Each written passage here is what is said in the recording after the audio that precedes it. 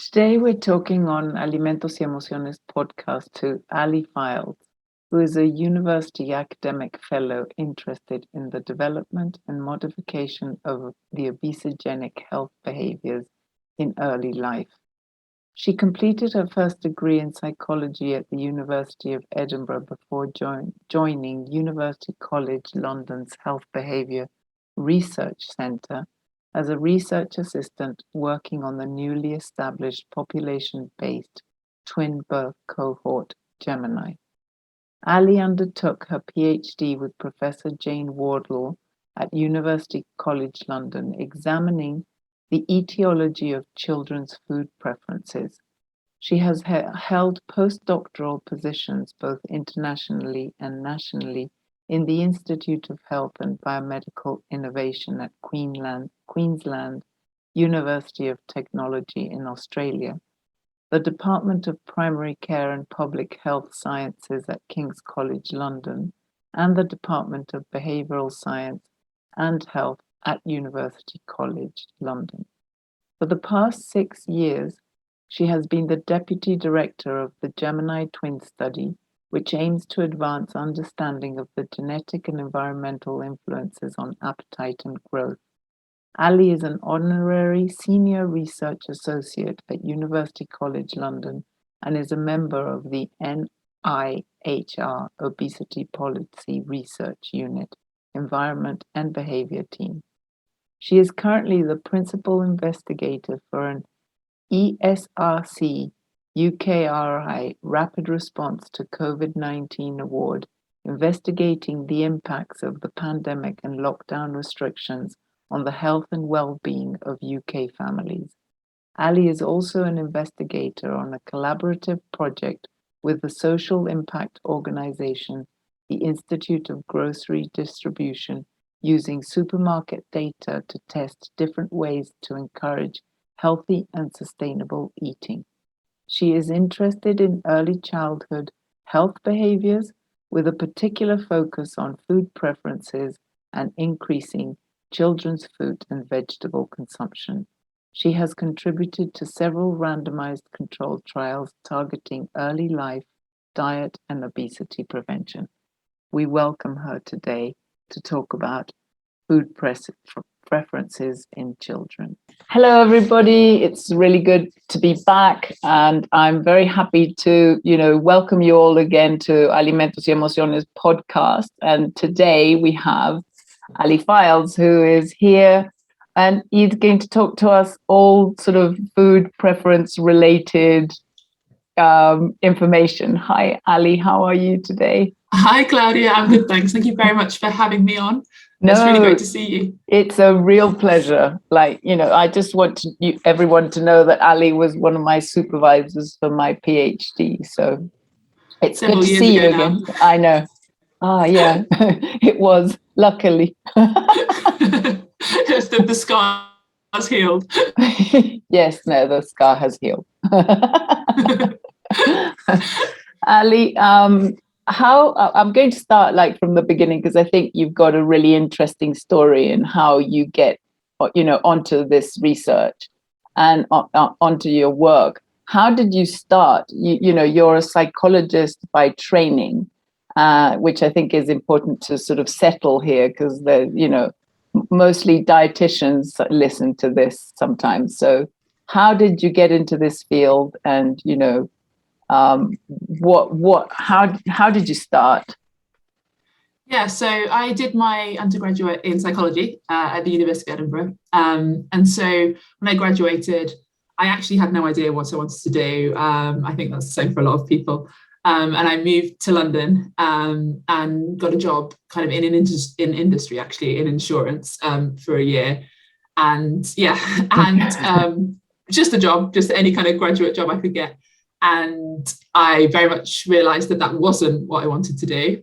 And I wanted to do something in the field of psychology or research specifically. And I actually applied for quite a few research assistant jobs, which is tricky to do if you don't have a master's. And actually, I ended up getting a job on the Gemini twin cohort study, but it was more of an administrative role to start with. and I met Jane and Jane Waddle. Yes, of course, need to be specific. So it was her group. She interviewed me and told me a little bit about the Gemini study. And I'd always been fascinated about twin studies, really. It was one of the things that I really enjoyed from my undergraduate degree.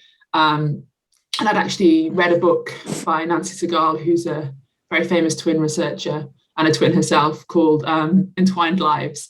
And I was really, really fascinated by all of these kind of case studies and something called the Minnesota twin study, which is all about looking at twins that have been separated at birth and these remarkable similarities between these people that were genetically identical but raised in completely different families, and often ended up with things like, the same job, or named their children the same names, or all of these kind of really bizarre, supposed coincidences, but that all kind of tell a story about how much our genes are influencing the way we live our lives, I think. And so that aspect of things always really fascinated me. So I was excited to work on the project to start with. And I was lucky because I got an opportunity relatively quickly to apply for a research assistant role within the Gemini study. And Jane recognized that I was really interested and keen to get involved beyond kind of the administrative side, which is how I've been hired initially. And very quickly, within a couple of months, moved to a research position on the study, and it kind of went from there. And that's when you were working with Lucy Cook and initially I was working with the Gemini team, so I was working as a research assistant on Gemini specifically, but then chatting to Jane, and I know in your previous podcast with Claire that she spoke about how kind of inspiring Jane was, and yourself, and she very much, I never thought I wanted to do a PhD. I didn't want to do that much more extra studying, and very quickly she convinced me that that's what I needed to do. And actually I applied for a couple of PhD positions that were within the department basically, and lost out on a couple of them to people with MSCs and the like. And then actually an opportunity came up to switch to work as a research assistant on an EU funded study called Habit, which was a big EU project that Lucy Cook was involved in. And I basically did a research assistant position full-time and my PhD part-time alongside it. So my PhD used all my work with Gemini, and then also involved this new project that I was involved in, the Habit study. And combined, that made my PhD really. So yeah, I did it in just over 3 years, but it was quite a lot of work. Yes, I think that combination sounds a bit, in just 3 years, that's even more impressive. Wow. Yeah. So I mean, they were literally different Sorry. studies. They were different sort of studies. So they were different studies, yeah. But I had the advantage of having worked on Gemini for a year or so. So I did actually know, I hit the ground running, if you know what I mean. So where did that take you? I mean, what were the subject? I mean, obviously we're going to talk about it right now with food preferences and stuff, but what were you doing sort of differently? So basically it was all food preferences, and this was kind of Lucy Cook, who was my supervisor, had worked with Jane for a number of years looking at food preferences and how to increase liking specifically for fruit and vegetables in children, because we know that typically children like sweets and chocolate and energy dense junk foods, and they dislike, or are more likely to dislike, vegetables. And within fruits and vegetables, they're more likely to dislike kind of the more bitter tasting green vegetables, things like spinach and kale and those kind of things are typically among the least liked. Brussels sprouts is a really common one in the UK that kids say they hate. So Lucy had been looking at that for a number of years, and the Habit study, which is the European Union funded study, was looking at how you could start introducing vegetables as the very first foods from the point of introducing solids, so complementary feeding, and how that might influence preferences as the child gets older. So to focus on those kind of lesser liked foods as the first foods before you introduce the more liked foods, so the fruits and the sweeter foods and things like that. So that was a trial But actually, alongside that, I was doing work in Gemini, which is a twin cohort study, which again I know has been spoken about a little bit in previous podcasts. But you can repeat, replicate. Because it's. I don't think that I think you can listen to it once, but it's still not enough. And then someone else tells the story, and it tells the story a different way as well. So we all benefit from hearing more about Gemini, basically. Okay, so great. Don't worry about it. Okay, so I'll repeat what's been said previously, but essentially, because Gemini is a twin study, and we've got both identical twins and non-identical twins in the study, we're able to compare how similar our identical twins are to one another and how similar non-identical twins are to one another. And by making that comparison, you can estimate the heritability of a trait or a phenotype. So in my case, how much people like certain foods. And you can see to the extent to which that trait or phenotype is determined by genetics, so the heritability, or by the environment. And within the environment, that can be further broken down into the shared environment. So the environment within the home, kind of early feeding environments, and the non-shared environment, which is kind of everything external, everything that's different between two twins in a family. So having different friendship groups, if they go to different schools or in different classes, and different childhood illnesses and those kind of things all contribute to differences between twins. So that's where Gemini enabled me to look at both genetic and environmental influences on food preferences. And simultaneously, I was involved in the taste study, which was looking at how we can develop taste preferences, so how we can help children to have the healthiest preferences from the start of life. And then a third aspect of my work was to intervene in children that were already at a stage where they might be rejecting things like vegetables, to see if we could change some of that behaviour. So that was called tiny tastes. So this causes quite a lot of confusion because I was involved in the taste trial and the tiny taste trial. But they are similar kind of concepts, but just slightly different age groups. Right. So, but when you did the food preferences, sort of like the genetic unpicking and, nature, nurture of food preferences, how did you go about sort of like collecting data that would feed you the information so that you could unpick this story? Because that's another, I think that's important as well to know. I think it's important to kind of be clear about what I mean by food preferences, sorry. Yes. And I think that there's, even within the literature, it's used in lots of different ways, and people from different academic backgrounds probably think of food preferences as slightly different things as well. So when I'm talking about it, I mean the extent to which people say they like specific foods. So we measured it in Gemini using questionnaires. And it was parent reported, because the children at the point in which we collected the data were 3.5. So we asked parents, how much does your child like broccoli? And it was on a scale from dislikes a lot to likes a lot. And that sounds very simple, but I think most people could basically, if you ask them on a scale, how much do you like this food, they could rate and make comparisons between different foods because they like some foods more.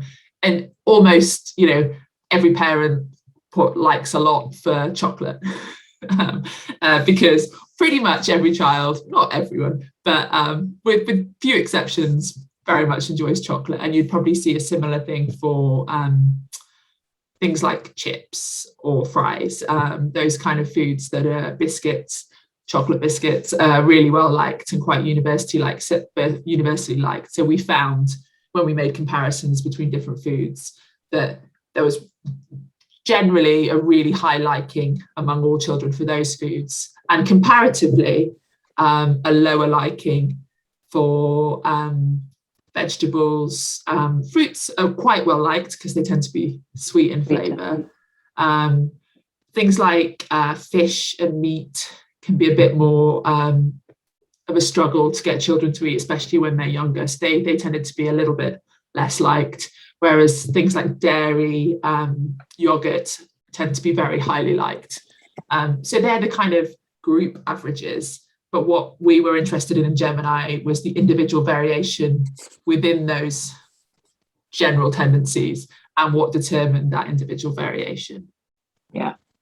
So, I mean, but you have to go back to the whole sort of, when you put lemon on a little newborn baby's mouth, they go like this. And if you give them a bit of glucose, they feel really happy and, related to the taste of breast milk and all sorts of stuff as well. And to put that in the picture. Yeah, so and Lucy Cook had done some work in this area as well before me, but essentially what we know from quite a lot of work, research in the area is that not only are we born with these kind of innate preferences, so this idea that if you give a 2-day-old, 3-day-old baby, like you say, sugar solution, they make a face that's quite, they kind of smack their lips or lick their lips or look relatively pleased, or to the extent that you can when you're 2 or 3 days old. And if you give them some lemon juice or something bitter, they will scrub their face. And it's these kind of innate reactions that you can see from really early on. And that's because it's thought that it's quite adaptive for humans to have a preference for sweet things, because sweetness tends to denote energy density. So high fat, high sugar things, we're kind of born with an innate preference for, because if we are living in environments where food's relatively scarce, then it makes sense to select those foods that have the highest energy density. Whereas bitter tasting foods, while often nutrient dense, can also denote potential toxins or poisons. And yeah, and they're plant-based foods. There's poisons in plants essentially. So it makes kind of adaptive sense to be a bit more wary about those flavors and to have to learn which ones are acceptable and which ones aren't. So we know that we also know that some of the learning involved in developing your taste preferences starts in utero. So we know that flavors are transmitted to the fetus via the amniotic fluid. So parts of the maternal diet, so what you eat in pregnancy, can get transmitted to the fetus. And there's been studies to show that, parents or mothers that consume a lot of carrot juice or carrots during pregnancy, their babies at birth orient their head towards carrots more often than ones who haven't. And similarly, flavors are transmitted through breast milk. So women who consume certain things while breastfeeding, their infants have been shown to show a higher preference for that when it's first introduced to solid foods. So that learning to like certain things begins even beyond the introduction of solid foods and continues. And the principle for kind of trying to encourage children to like foods that they might initially reject is all based on that idea of repeated exposure. So the more we eat something, the more we are familiar with it, the more we're familiar with it, the more we like it. So kind of, in the world of food, familiarity doesn't breed contempt, it breeds liking. So basically nature and nurture both play a part, as it were. Yeah. And in toddlers, this was quite, specific to different food groups. Yeah, completely. And this is what I showed with my PhD. So what we did was we gave all the Gemini families these questionnaires asking them what types of foods that they liked. And they were all for individual foods. So I'm trying to remember, there was kind of 100 odd foods on the initial list. And we picked foods that were typically consumed by young children in the UK. So we identified foods that most children would likely have eaten, and we excluded the foods that most children, or less than 75% of the sample, had tried, because it was important to have these foods that children were at least having tried in order to know whether or not they liked them. Yeah. And then when we had all that data, we needed to see if we could look at, so we didn't want to perform analyses at the level of each individual food, because that would have been a lot. And not necessarily that informative. No, yeah, exactly. That's Yeah, what I always find with that sort of stuff, is that you just think, well, and how important is that to me? Because in general, we eat kind of foods and not just one food, you know. exactly. And then there's, you know, obviously cultural differences and things like that about the specific foods you eat, but they might fall into kind of a comparable category. And yeah, completely. So it wasn't going to be that helpful to know how heritable liking for cabbage was, but it was going to be useful to know how heritable liking for vegetables as a group were. But in order to be able to do that, we needed to know that these preferences statistically grouped patterns grouped together in a way that we would consider food groups. So it's all very well saying we think of vegetables as one food group, but actually is that how our preferences align? Do they align with the same food categories that we think of when we're considering kind of different food groups? And so in order to do that, I had to do a principal components analysis, which you know all about, Claudia. Yes, I do. Great stuff. Yeah, another painful journey for everybody, I think. So we had to do that with the food preferences, and it was actually fortunate that the foods grouped in a way in which you might have expected kind of theoretically. So vegetables grouped together, fruits grouped together, meat and fish grouped together, or protein foods, because I think there was some other things that kind of tagged into that maybe slightly. Interestingly, like dairy grouped together with eggs, so they became one category, and then what we called non-core or snack foods, which were foods that were high in sugar or salt or fat, so they did group together. So chocolate, biscuits, but also crisps and chips and those kind of foods did all group together. So we ended up with these 5 categories. Well, no, I mean, it also goes to show what, you know, the analysis does, which is always what I'm trying to explain, which is a really interesting way of analyzing, you know, food frequency questionnaires, which is, you know, a different way to the way we do it. So it's interesting. I find that it's that the way they join and group up does make sense into food patterns, you know. It really does. And I think it's good to know that something is both theoretically relevant, but also statistics kind of follow that out. And it did make sense to look at that as a group. Yeah. So look at those groups that we might have predetermined. And it was interesting because some things like tomatoes, where they statistically aligned with fruit. Which is where they are biologically, even if we often consider them, or they're eaten often in terms of as a vegetable with salad or so that was quite interesting as well. And there was a 6th category, which was kind of starchy food, so your carbohydrates, your pasta, your rice, and those kind of things as well, and which are typically very well liked.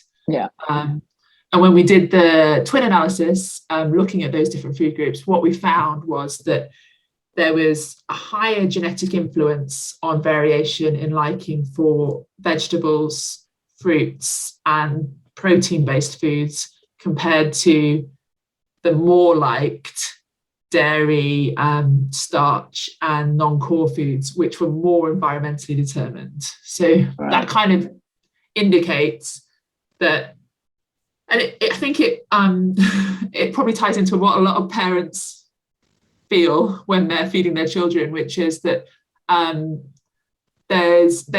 despite all their best efforts and hard work introducing vegetables and things from the start, they can face quite a lot of difficulty introducing those foods, whereas just by being exposed to things like non-core foods, starchy foods, by being in the environment, by having them around, children like them very, very quickly. So the extent to which they like them is determined by how much they have them, essentially, or the shared environment. So how common they are at home is how we interpreted those findings. Right.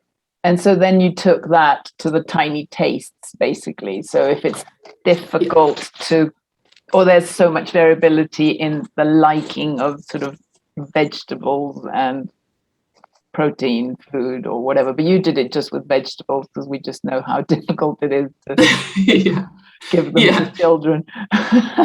We really focused on vegetables because A, nutritionally they're really important, and B, they tend to be the one that's hardest as a parent to introduce to your child. And I think it kind of, we know from similarly looking at certain appetitive traits, so food fussiness, the extent to which certain foods are rejected, that of all kind of appetite traits is the most heritable and the most consistently shown to be heritable across studies. So something like 80%, depending on the age group you look at, but usually around 80% heritable. And I found in my research that there's actually a shared genetic underpinning between liking for vegetables and food fussiness. So they're both, the same genes are determining both of those behaviours essentially. And it tends to be vegetables that are the most commonly rejected foods among fussy children. So I think that's kind of reassuring to hear for parents, because there's an element of when you find out that there's a genetic contribution to something, then it doesn't mean you can't change it, but it does mean that there's a little bit of feel so guilty. Yeah, I think so. And I think any parent that's got one child that eats really, really well, another child that's really, really fussy, and they feel like they've done absolutely nothing different, will kind of understand what I'm talking about completely there, because a really fussy child, regardless of how, you could start introducing vegetables as the first food and everything else, but there probably will be a point where they start rejecting some foods because their genetics are slightly more predetermined to do those behaviours. That doesn't mean that you then can't do something with those children to alleviate some of those behaviours and help them to like those foods. And that's what Tiny Taste was about. So it was about finding a way with specifically with kind of those toddler years. So we find that food rejection behaviours start in the second year of life typically and peak in those kind of preschool years. Although there's plenty of children that maintain those fussy behaviours for a lot longer. And we're doing some work at the moment in Gemini to try and find out if we can tease apart what determines some of those tracking of those behaviours. But the point with Tiny Taste was to intervene kind of 3-year-olds, 4-year-olds, to see if we could find a way to help them like the foods that they were typically rejecting, which were vegetables. And the principles of Tiny Tastes were that parents would offer the rejected food, so the selected food, they chose out of a number of options of foods their children potentially wouldn't like, one that they thought that they didn't like or that they'd never tried, and offered that vegetable every day for 14 days outside of a mealtime situation. So meals could be really fraught and emotionally driven and charged, and not necessarily the best place to be trying to introduce new things all the time, especially if your main goal as a parent is to get your child to eat in that situation. So we took it outside of a mealtime, we called it a game, and we created a chart and a sticker chart, and basically every day the child was asked to try their special vegetable, and if they complied or if they even licked it, they got a sticker, and then that was repeated every day for 14 days, with the idea that repeated exposure would familiarise the child with the rejected food, increase their liking for it, and by the end of the 14 days they were willing to eat it. And we found quite impressive success rates. So the differences between the intervention group that followed the trial and the control group that didn't do anything, in terms of how much of the vegetables they ate was pretty huge, and it seemed to be really successful. We got a lot of feedback from parents saying it was really successful, and there's other studies that have used similar protocols and found similar results. So it certainly works for specific individual foods. We know less about how it works to kind of increase general liking for the food group. But just for specific vegetables, one or two, or just or one in that particular case. In that case, and you could theoretically do it for carry on doing it for different vegetables, one after the other. And we certainly got feedback that some families did go on and do that and do it with another vegetable, and things like raw onion even, and their kids were eating raw onion by the end of it, which is for a lot of children quite aversive. But yeah, it's a really well-established technique, repeated exposure, and we found in combination with an incentive for the fussier children. So there's a lot of debate in the literature about kind of the idea of bribing children to eat something they don't like. And we know that if you say, eat your broccoli and you can have an ice cream, or if you don't eat your spinach, you won't have any dessert. Yeah. That can be a little bit counterproductive and actually result in greater liking for the reward food and even more dislike for the food, the target food you're trying to get them to eat. But if you use an incentive that's not food-based, so we use stickers, actually you can get quite impressive results, and it's enough to convince some of the fussier children to try the food. So we got all sorts of comments like, what can I use to incentivize my teenager, or what can I use to incentivize my husband to get them to eat this? You're gonna have to go bigger than a sticker, I think. Yes.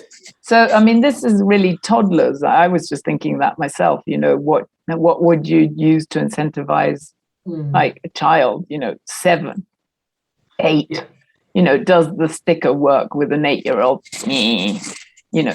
That it is a big topic. It definitely, the whole sort of bribery stuff, and then you get onto the whole sort of emotional eating. We'll be talking to Moritz Hurl in a later podcast, or actually no, previous podcast. So it's, and talking about the genetics as well of all of that, or not genetics of that. And so you get into like very sort of gray areas. It is tricky because what we traditionally think of as kind of what's thought of in the feeding literature around instrumental feeding, so this idea of kind of I guess using food to control behavior, or to, like you say, treat emotions, so giving a food to make a child feel better. We know that doesn't seem to be a good thing to be doing, and doesn't necessarily help develop a healthy relationship with food. And I think that's quite different from incentivizing eating. So rather than the food being the reward, the behavior you're targeting is the food, and the incentive can be something outside of that. And if you could do it without an incentive, it's perfect. If you can just do the repeated exposure, it still works if you can get the child to taste the food. The problem is, with the fussier children, you need something to motivate them to make that taste in the first place for the exposure to happen. So repeated exposure alone for the less fussy children has been shown repeatedly to increase intake as well. But there's some children that just offering a food to isn't enough. So basically you're talking about, you are talking about preference just in general, and you're also talking about, the level of food fussiness that a child has. So you have to take both into consideration. And what about now? What are you doing now? Are you still doing stuff related to all this, or, or where has your research taken you from there as well? Because that's so I'm still very much involved in Gemini, and we're still doing some work looking at fussy eating in the children and trying to see how that's developed as they're hitting adolescence now, so over childhood, because most of the work we've done to this point is in the early years, but we do now have that data. So the twins are turning 14. They're 14 this year. This 15, year. 15 from March, wow, it's crazy how much time's passed. I first got involved before they were turning 2, so it's been a while. We are looking at kind of some of those behaviours tracking across. We haven't been able to collect food preference data again yet, but that's definitely a plan for the future, because it'd be great to look at this with the ABQ now, as opposed to parental report now that they're slightly older. Yeah, the self-report would be really interesting, and being able to get them to talk about their own food preferences along with their own appetite would be fantastic. So that would be a hopeful next step. Alongside that, I've been doing some work, and I think is Alice Kinnan potentially going to be a guest as well. Yes, so yes. Alice is my PhD student, and we've been doing some work looking at the home environment in the Gemini twins. So that was first collected data on the home environment when the twins were 4, and then Alice has recollected that data when they were 12 to 13. Yeah. But actually, what analysis has been involved in this as well. But I then, when the COVID pandemic struck, Alice had to stop data collection because the home environment in the UK and across the world changed quite massively with the kind of government restrictions. And so what we did was we wrote a grant very quickly, a UKRI rapid response grant, to collect home environment data in the families during the pandemic. So that's what we've been doing over the past year. So we've conducted over 400 home environment interviews with Gemini families at different stages of the pandemic, and got the twins to fill in questionnaires themselves as well. So now they're at an age that they can self-report, asking them all about how the home environment has changed in terms of the food available in the home, the physical activities they've been able to engage in, their use of electronic devices and social media, which obviously has all changed massively and is a big topic now they're in adolescence. So there'll be a ton of stuff coming out of that as well. Exactly. So we've collected all the data now. We're writing up our first publication from that, but that's been really fascinating, and the impact of the pandemic on young people has been quite pretty devastating in some cases. So I think it's really important to kind of, it's a little bit of a step away from some of the stuff I've done previously, although there is kind of a diet aspect in there because we're looking at how the food in the home has changed as well over that period. But that's been a big focus for the past 15, 16 months, I think we're in now. I think that the whole sort of work as well that you did on initiating talks about, overweight and obesity in toddlers has also been important. I don't know if you'd like to just sort of quickly talk about that, and then we can sort of wrap up, because otherwise we can be here for hours and hours. But I could chat to you for days. This is really interesting. It's just really, really interesting. But I'd like to know a bit more about that, because I find that really interesting as well. Because I mean, right now I don't know where we're at here. It's like I talk, and I'm sure in the UK as well. It's like talking about obesity is like such a sore subject, and with discrimination and all these subjects. So do you bring up these topics in children or not, and how do you address them in a way that is not it's not just politically incorrect, it's just basically could potentially have a problem with the children. Could be harmful.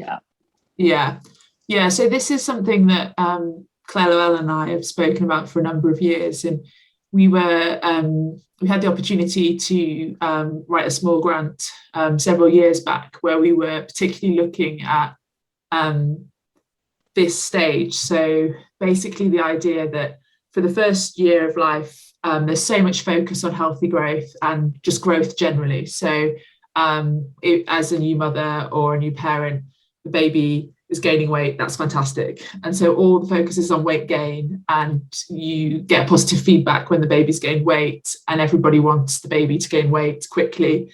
And if that doesn't happen, then that's when the concerns step in. So there's so much focus on weight gain initially for the first 2 years of life. And then in the UK, at least, you get very little contact in those kind of toddler years with any health professionals. And there's certainly very few discussions around weight unless you yourself raised concerns. And then you start primary school in the UK at 4 to 5, and there's something called the National Child Measurement Programme, where all children are weighed and measured, and parents receive a letter home if their child is at risk of overweight or obesity. And that can come as quite a shock for parents, and it's often not well received. And there's a lot of pushback, and there's been a lot of press coverage about how people aren't happy with that messaging, and that, you know, that it's come out of nowhere and they don't agree with it, and they don't believe that their child is at risk, and they think that the BMI measure is not a good one, etc. And we kind of totally agree that this is a very strange way to approach weight development in the first few years, to kind of have all this initial focus on positive weight gain and everybody being very happy about weight gain, even jumping centiles. It's not often that anybody would raise concerns about that. And then suddenly for the concern to start at school age is obviously difficult for parents. And we also know that parents are very bad at recognizing when their own children are overweight or obese. But it's not only parents, people generally find it very difficult to recognize overweight or obesity in young children, because young children's body shapes are very different to adults, and the idea of a chubby baby and a chubby toddler is part of our psyche, and people want chubby babies and chubby toddlers, and that's not thought of as a bad thing. And there's an argument that, you know, we don't necessarily know how being a much higher weight centile at kind of 6 months, 12 months necessarily tracks that well. We don't have a lot of data about the number of children that then will return to a normal centile and things. So it's a confusing period. And what we wanted to do was help health professionals potentially have those difficult conversations with parents. And we thought to help visualize it, it'd be useful to have a body image scale that kind of indicated where your child was in relation to the population of toddlers within the country. So to show that they are maybe bigger or smaller, and this is why it might be worth keeping an eye on this. But in order to do that, we needed to know what different body sizes in toddlers, what different weights related to in terms of visualizations. And so there's body image scales for older children, and there's body image scales for adults, but they've never been created for this younger age group. So we wanted to kind of try and do that. And in order to do that these days, to get an accurate, it involves scanning lots of people to create these kind of combined generic people that are based on the scans of multiple individuals, in order to create a visual scale. So that's something that we've been involved in as well over the past couple of years. As if you had nothing to do. Yeah, just in our spare time. And how's that coming along? How's that being received? So it's still very much in a kind of developmental stage, and the idea was to use it to maybe help train health professionals specifically on identifying different body sizes in young children, but also to use with parents. I mean, the reality is we've now been in a pandemic for 18 months, and actually in terms of early years clinical contacts, they've dropped massively. So it's maybe not been the best time to think about introducing this. So it's taken a little bit of a backseat over the last year and a half, but hopefully it's something that we can move forwards with. Yeah, retake. Well, that's watch the space. Yeah, watch the space. We'll have you back in a few years when all the data's been properly collected or finished analyzing. Well, I mean, I would like to say that I would want to carry on talking to you, but I think it's not only not fair to you, but also to our listeners to sort of maybe they don't get as excited as we do about the topics, but hopefully they will. So thank you so much, Ali, for coming on and talking about this. I think it's just a really important subject. It's also important to look at it in a different way. I don't know if there's anything else that you'd like to sort of close off with, or what you think, I don't know. I think thank you very much, first of all, for having me. It's been really lovely chatting to you as always. I think what I'd like to the message I'd like to leave it with is that when we're I think it's really important when we're talking about kind of genetic contributions to behaviour and environmental contributions to behaviour to kind of remove all parent blaming from the topic and to understand that that these things are very difficult for everybody, including myself. I have a very fussy toddler. Even with all my knowledge base, I cannot get her to eat. Yeah, can't get her to eat vegetables properly. So I think the other flip side of it is that just because something is highly heritable doesn't mean it can't be changed either. So there's things that can be done, and we're finding more and more ways to help modify these behaviours. But equally, don't beat yourself up if you've got a fussy child. Yes, I think that is it's a really good take-home message. And I can't even, I mean, you've been doing the research for all these years. I can't tell you how bad it is when you've got this sort of, slogan, I'm a dietitian, my child has to eat properly. It's like, it doesn't, and I've seen some really, even between sort of research colleagues, I'm just thinking of one in particular, it just, the things that we do to try and get them to eat is like, you could write books about, it's quite embarrassing. Just so long as no one says. As I say, not as I do. Yes, exactly. But anyway, we all have to go through it. But hopefully, like as you say, we can go through it without feeling guilty about it, because I think that just doesn't help us or the child. It definitely doesn't. Yeah. Well, I thank you again, Ali. It's really nice to talk to you. And thank you, everybody, for sort of returning and coming back and listening to these podcasts. It's really great to be able to have this opportunity, to talk to people from the UK that I've had a chance to work with and hopefully continue to work with as well. And so I just want to, to give, people the opportunity in different parts to hear these stories about, real life sort of research work that we're all trying to do in our own spaces. So thank you, Ali. And I'm going to say what I say to everybody every time we connect, we all continue to nourish each other as well this way. So thank you for coming back, and please like and share. I will share your Twitter details, Ali, as well, so that people can get in touch and put, some of your principal papers relating to these stories as well, so that people can see them and find Ali as well. Thanks, you. Bye-bye. Bye.